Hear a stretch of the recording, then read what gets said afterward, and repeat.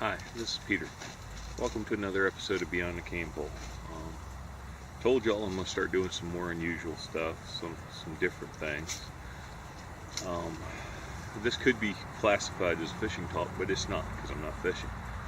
I wanted y'all to be able to see my face, and I wanted to be able to talk to you about something that's really important to me. It's been something that I've fought against, I guess you could say, all my life.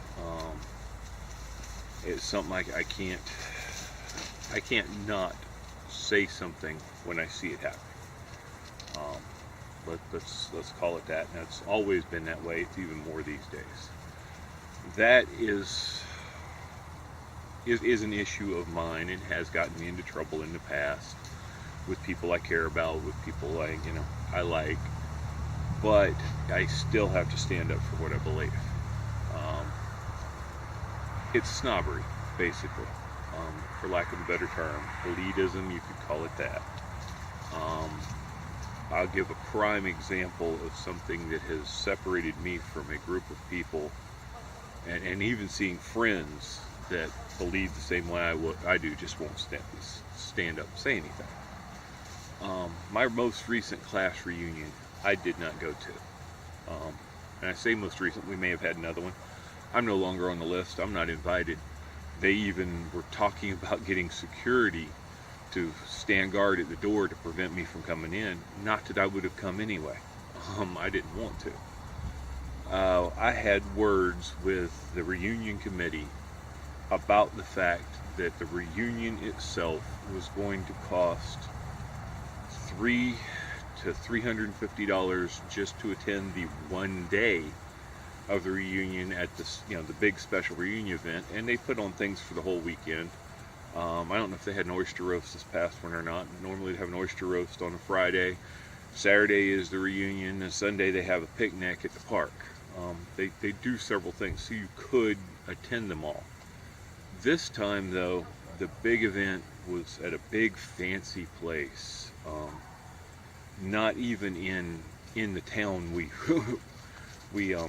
had our we went to school in. They hired a reunion planner, and they claimed that part of the expense was that, but the big thing is, well, why shouldn't we have something really fancy? It's a time in our lives where we should be showing off what we've done and earned. Wait a minute. This was also a time where houses were being foreclosed, people were losing their jobs, gas was at $5 and plus a gallon. Y'all wanting people to spend money they don't have to attend a reunion to see people that maybe some of them haven't seen in a few years and want to see. To me, it wasn't about the money for me. I had the money. It was about the fact that I knew classmates who were losing their homes and weren't going to be able to do this. It was unreal and unbelievable that they were going to charge that much to have it in a fancy place that wasn't even in the town where we went to school. And it was just unreal. And the reason was not because this was the only way we could do it. The reason was because, well, we should show off. Okay, fine, dandy. I've since parted ways with these people.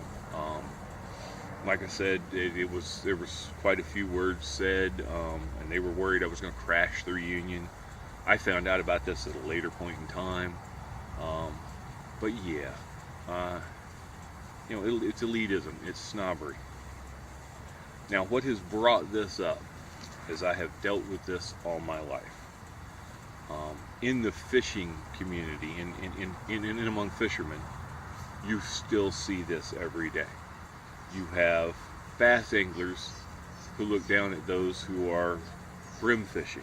You have bass anglers look down at those who are catfishing. You have people that look down on people who don't catch and release. You have people who don't catch and release looking down on people who catch and release.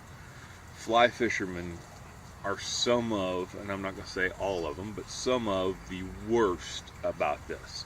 If you're not a fly fisherman, you're not, You're not anything. You're not any kind of an angler. If you're not a trout fisherman, as a fly fisherman, you're not any kind of an angler. You're doing it all wrong. You're bad. And it happened to me recently with the tenkara. I'm a warm water tenkara fisherman. I fish out here in my pond. I fish tenkara because I enjoy it. I fish tenkara rods because I enjoy it. Yes, I am not doing Japanese tenkara, which is the ultimate elite of everything in a lot of these people's minds. I am doing tenkara USA style, American style. We have taken a Japanese method, we brought it over here to America. We don't have the same fish, we don't have the same conditions. Majority of us have bass and brim as our main species in our waterways. Some of us will have crappie, some of us will have other types of panfish. Some guys even go after carp. There is a mentality among a lot of tenkara fishermen, specifically the tenkara trout fishermen, that we are wrong for being out here fishing warm water, fishing for brim, stuff like that. I'm here to tell you that don't fly with me, and that don't fly with quite a few other people I know of. I know of a company out there, and I'm not going to mention any names. If the fellow who I contact with, who I deal with a lot, wants to chime in, by all means, let him. But there's a company out there who was looking into a modification of their tenkara rods that a guy was playing around with for carp fishing. It was taking a English method of using an elastic band inside the rod, and the tenkara rod, the heavy tenkara rod they had, taking the tip section completely off, or cutting it back, I can't remember which it was. I think it was taking it completely out, and using that elastic tied to the Lillian. Said he could cast really good, and then when he hooked a carp, he had the elastic as well as the rod, providing some method to tire out the fish. I applaud that company for looking at that and not going, hey, you can't, this is not right.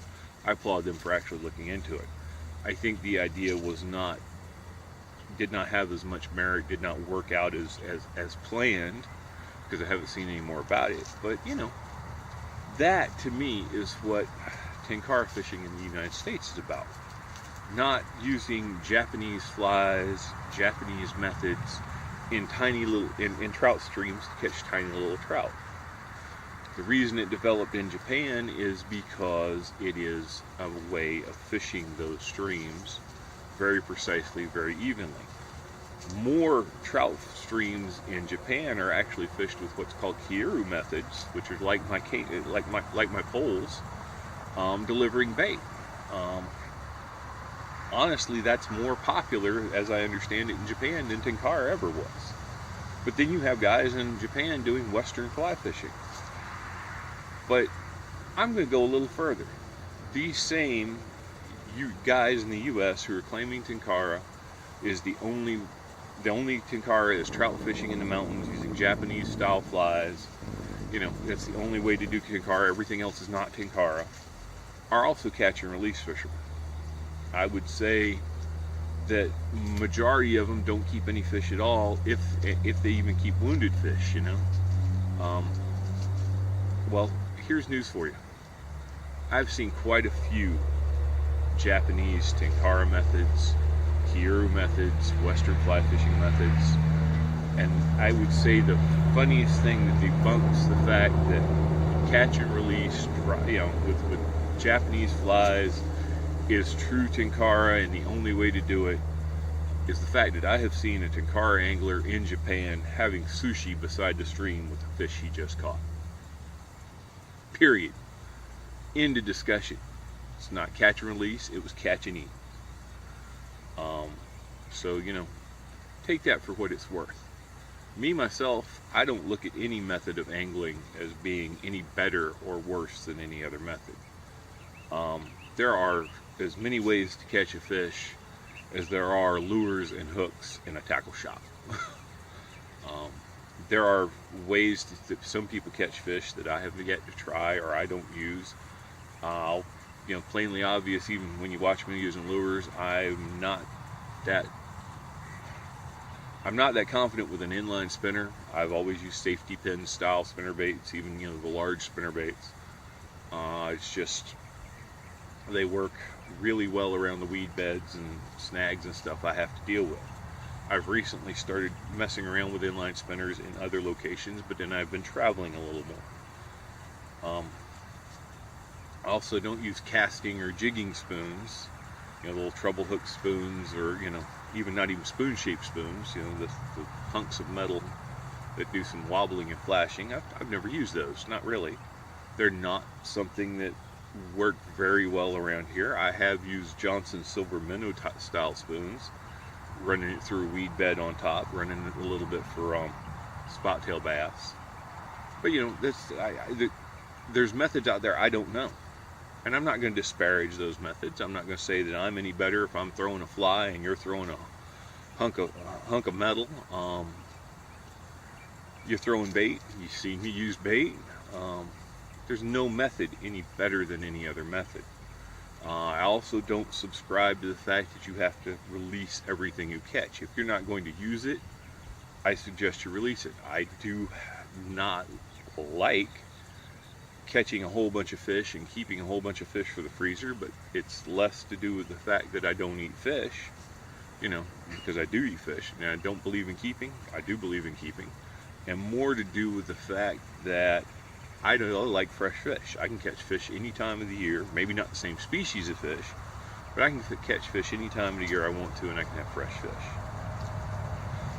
I suggest that we all look at ourselves and we start looking at other anglers going, these are guys that we need to accept. These are guys that are doing something maybe different than what we do, maybe something we don't understand, maybe something we don't agree with, but they're at least they are a fisherman. There are plenty of people out there who would like to see us stop being able to fish, no longer being able to do what we do and enjoy how we enjoy the outdoors. We don't need to fight among ourselves. If this video offends you, then maybe you need to look at why it's offending you. Sorry, the dog jumped back from the pond. I was looking to see, make sure there wasn't a snake or something creeping up.